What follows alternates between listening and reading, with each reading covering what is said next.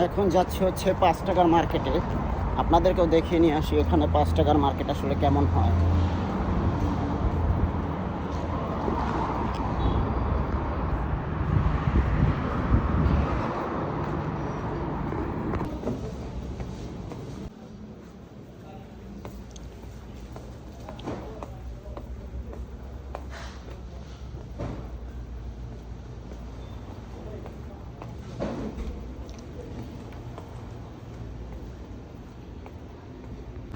চলে আসলাম 5 টাকার মার্কেট থেকে। কিছুই আসলে কিনে নেই, শুধু গেছিলাম একটু এমনি, কারণ আমার প্রয়োজনীয় কিছুই আসলে এখানে নেই, বা যেটা আমার দরকার ওইটা আসলে এখানে নেই। সেটা হচ্ছে এখান থেকে একটু দূরে, সেখানে যাব, দেখি কি কেনা যায়। এখন আপাতত রুমে যাচ্ছি।